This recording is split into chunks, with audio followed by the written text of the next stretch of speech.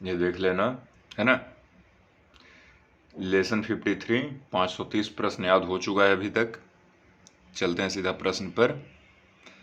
पहला प्रश्न है, सल्तनत काल में अंतिम हिंदू दक्षिण भारतीय राज्य काम्पिली था, जिसे मोहम्मद बिन तुगलक ने 1328 में तुगलक वंश में मिला लिया था।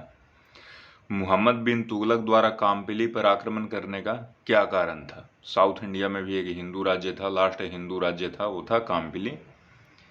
उसे मोहम्मद तुगलक ने अपने राज्य में क्यों मिला लिया? इसका कारण है, काम्पिली के जो शासक थे उन्होंने मोहम्मद बिन तुगलक के एक विद्रोही रिश्तेदार को शरण दिया था। ठीक है। अगला सवाल है, बुद्ध का जन्म स्थान सारनाथ में है, कथन सही है या गलत? इसका जवाब है कथन गलत है। बुद्ध का जन्म स्थान सारनाथ नहीं बल्कि लुम्बिनी है। अगला सवाल, छपेली लोक नृत्य कहाँ का लोक नृत्य है? इसका जवाब है, छपेली लोक नृत्य जो है वो उत्तराखंड के कुमाऊं क्षेत्र का लोक नृत्य है, जो पुरुष और महिला द्वारा साथ साथ किया जाता है। ठीक है। अगला सवाल, शाहजहां के किस पुत्र ने गीता का फारसी में अनुवाद करवाया था? इसका जवाब है, शाहजहां का पुत्र दारा ने गीता का फारसी में अनुवाद करवाया था, है ना। फुल स्टॉप है इसके बाद। दारा ने वेदों का संकलन भी किया था, है ना।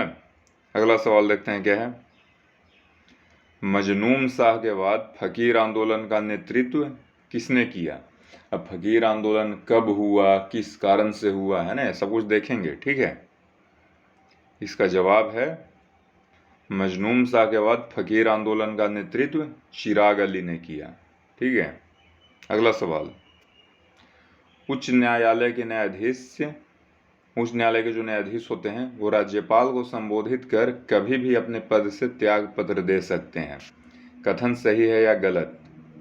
इसका जवाब है, कथन गलत है। उच्च न्यायालय के न्यायाधीश राज्यपाल को नहीं बल्कि राष्ट्रपति को संबोधित कर कभी भी अपने पद से त्याग पत्र दे सकते हैं। अगला सवाल है, कुषाणों की द्वितीय राजधानी कहाँ थी? अब कुषाणों की पहली राजधानी कहाँ थी, कुषाण कहाँ से आए, कब से कब तक इनका साम्राज्य रहा, है ना, किस क्षेत्र में इनका साम्राज्य रहा, ये सब कुछ जानेंगे। ठीक है ना। एक बार में एक सवाल एक जवाब। कुषाणों क्योंकि एग्जाम में ऐसे ही पूछा जाता है, एसएससी वगैरह में ऐसे ही पूछा जाता है, यूपीएससी में भी ऐसे ही पूछा जाता है, बस उसमें 2-3 सवाल रहता है। ठीक है। और कुषाणों की द्वितीय राजधानी कहाँ थी, ऐसे ही बोल रहा है, कुषाणों की द्वितीय राजधानी दिल्ली थी, दिल्ली के आसपास का क्षेत्र था। कुषाण मध्य एशिया से आए थे, है कि नहीं, कौन सत्य है कौन असत्य, ऐसे करके। ठीक है। इसका जवाब है, द्वितीय राजधानी मथुरा में थी। ठीक है ना। अगला सवाल देखते हैं क्या है, खानवा की लड़ाई कब हुई? इसका जवाब है, खानवा की लड़ाई 1527 में हुई। ये तो एक अलग दे दिया किसके किसके बीच हुआ, है ना, क्यों हुआ, ये सब अलग चीज है। सवाल है कब हुई, तो इसका जवाब है 1527 में हुई। ठीक है। अगला सवाल, जो व्यक्ति राज्य विधानमंडल का सदस्य नहीं है उसे मंत्री नहीं बनाया जा सकता, कथन सही है या गलत? विधानमंडल का सदस्य नहीं है मतलब ना तो वो राज्यसभा का सदस्य है, ना वो मतलब राज्य विधानमंडल है ना तो विधान परिषद का सदस्य है, ना विधानसभा का सदस्य है। ठीक है। तो मंत्री बन सकता है कि नहीं, तो इसका जवाब है, कथन गलत है। मतलब कथन था कि उसे मंत्री नहीं बनाया जा सकता, तो भैया ऐसा नहीं है, वो गलत है। उसे मंत्री तो बनाया जा सकता है, भले ही वो राज्य विधानमंडल का सदस्य नहीं है, उसे मंत्री बनाया जा सकता है। हालांकि ऐसे व्यक्ति के लिए आवश्यक है कि 6 माह के भीतर विधानमंडल का सदस्य बन जाए, अन्यथा उसका मंत्री पद समाप्त हो जाएगा, है ना। अब विधानमंडल का सदस्य बनने के लिए क्या करना पड़ेगा, विधानमंडल के सदस्य मतलब जो भी होता है उनको हम विधायक कहते हैं। विधायक कैसे चुने जाते हैं, जैसे जो विधानसभा के जो विधायक हैं वो पब्लिक वोट से चुने जाते हैं, है ना। विधान परिषद हर जगह नहीं है, ये पब्लिक वोट से नहीं चुने जाते हैं। इनको चुनने का तरीका अलग है ना। विधानसभा के सदस्य भी चुनते हैं, कुछ सदस्य को मतलब जो ग्रेजुएट्स होते हैं वो चुनते हैं, टीचर्स चुनते हैं, ठीक है। तो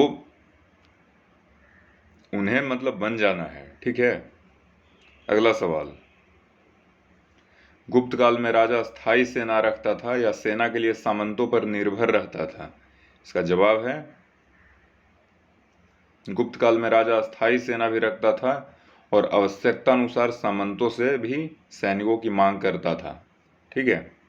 अगला सवाल देखते हैं क्या है।